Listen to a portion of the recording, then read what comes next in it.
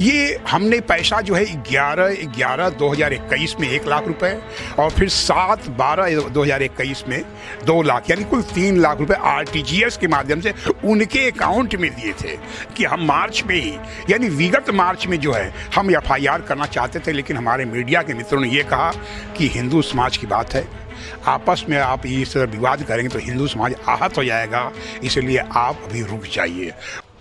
वाराणसी के चर्चित ज्ञानवापी और श्रृंगार गौरी मामले में कार्बन डेटिंग की मांग के दौरान पहले ही हिंदू पक्ष दो फाड़ में बढ़ चुका है और अब इन दोनों ही पक्षकारों में विवाद इस तरह गहरा गया है कि चारों वादी महिलाओं की तरफ से पैरोकार सोहनलाल आर की तरफ से विश्व वैदिक सनातन संघ प्रमुख जितेंद्र सिंह बिसेन के ऊपर धोखाधड़ी और जान से मारने की धमकी देने जैसे गंभीर आरोप लगाकर मुकदमा पंजीकृत करा दिया गया है। क्या है पूरा मामला, ये जानने के लिए हम सीधे सोहनलाल आर जी से ही जानते हैं कि आखिर क्या नौबत आ पड़ी कि अब जो लड़ाई थी वो पहले कोर्ट के अंदर आपसी मतभेद की वजह से दिख रही थी, कार्बन डेटिंग पे दिख रही थी, आपस में बड़े वाद विवाद हो रहा था और एक दूसरे पर आरोप भी लग रहा था, लेकिन अब ये पैसे का लेन देन, जान से मारने की धमकी, ये नया प्रकरण क्या आया, इसके बारे में बताइए।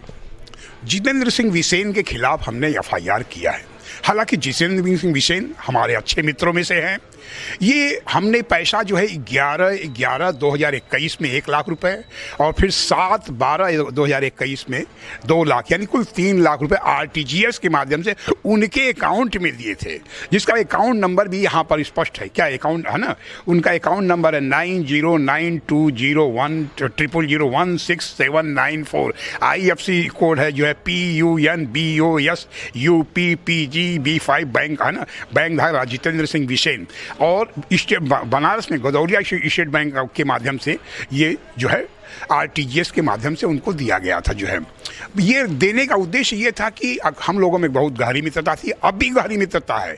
अगर यह प्रकरण नहीं आता तो, हालांकि हम ये मानते हैं कि पैसे के कारण, सिर्फ संवादहीनता के कारण ये स्थिति आई।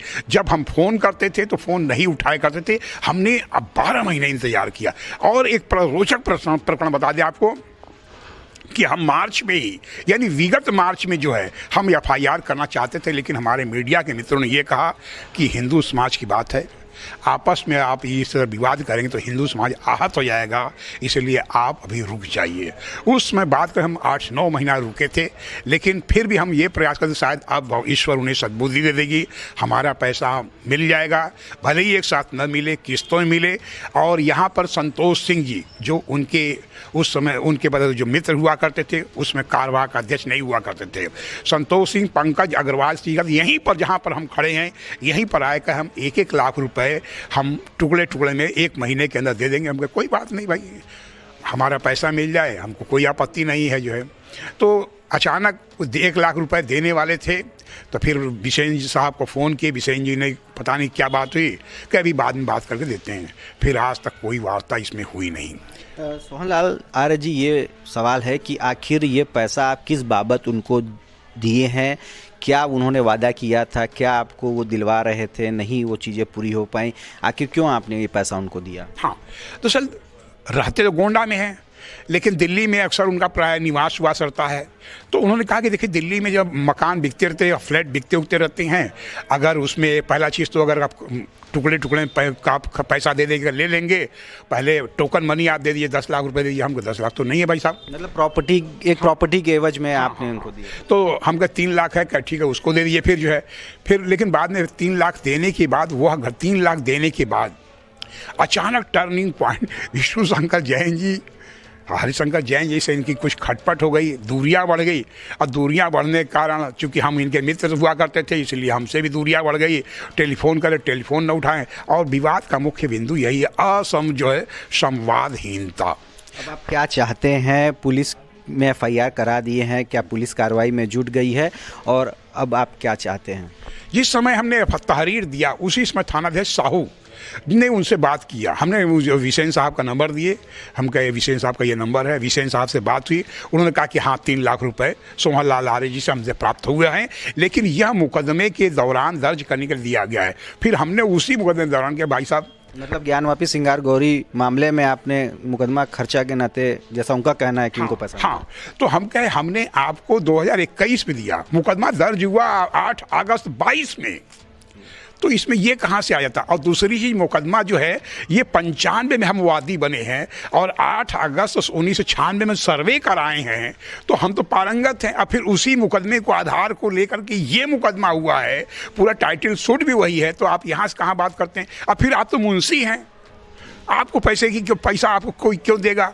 अब पैसा मुकदमा के 2000, 4000, 5000 देता है, अब फिर कोई 3 लाख क्यों देगा। और भी देगा तो हरिशंकर जैन जी विष्णु चाहते हैं आप? अब हम ये चाहते हैं कि हमारा पैसा मिल जाए बस, और मित्रता बनी रहे बस, हम यही चाहते हैं। एक अंतिम सवाल ये है कि ये जो सारा खींचतान हो रहा है, चाहे कार्बन डेटिंग का मामला रहा हो, चाहे अब ये इस पैसे के लेन देन को लेकर मुकदमा हो गया, इसको लेकर केस के जो स्वास्थ्य है, उस केस के हेल्थ पे क्या असर पड़ेगा? क्योंकि सिंगार गौरी ज्ञानवापी मस्जिद मामले के केस पर पूरी दुनिया की निगाहें टिकी हुई हैं। देखिए, हम चाहते हैं कि जो सिंगार गौरी है, जो मुकदमा है, वह यथावत रहे, ये हमारे विवाद से उस पर असर न पड़े। हम कभी भी नहीं चाहते कि देवाधिदेव महादेव प्रलयंकर शंकर काशी पुराधिपति जो 18 अगस्त 1669 से जो कायम हैं, हम उद्धार के आंदोलन में लगे, वो बड़ा लक्ष्य है। इस लक्ष्य को हम भूल सकते हैं, इस राशि को ही भूल सकते हैं, भूलने का प्रयास भी करें, लेकिन संवाद तो जारी रहे। पैसा हमारा बहुत, पैसा थोड़ी छोटी राशि नहीं है, उनको टुकड़े में दे दें। जैसे भी इस सुविधा से हमको मालूम पता चला कि उनके पिता की तबीयत भी खराब है, फिर भी हम बात नहीं कर, हालांकि व्हाट्सएप के माध्यम से 20 बार हमने उनसे निवेदन किया कि भाई साहब दे दीजिए, पैसा टुकड़े में ही दे दीजिए ताकि आपका भी काम चलता है, हमारा भी चले, लेकिन उसको भी नज़रअंदाज कर दिए। अंत में थक हार करके कोई रास्ता न देखते हमने FIR किया, जो कि हम करना नहीं चाहते थे। तो ये थे हमारे साथ सोहनलाल आर्य, जो चारों वादी महिलाओं की तरफ से पैरोकार हैं और ये चाहते हैं कि इस मुकदमे, इस FIR का असर कहीं से भी सिंगार गौरी ज्ञानवापी मस्जिद मामले पे न पड़े और न हो, कम से कम उनको उनकी पूरी राशि एक साथ न मिल पाए, तब भी टुकड़े टुकड़े में उनको इनकी राशि मिल जाए, क्योंकि इनकी यह रकम बहुत ही मेहनत से कमाई हुई है। रोशन जायसवाल, वाराणसी।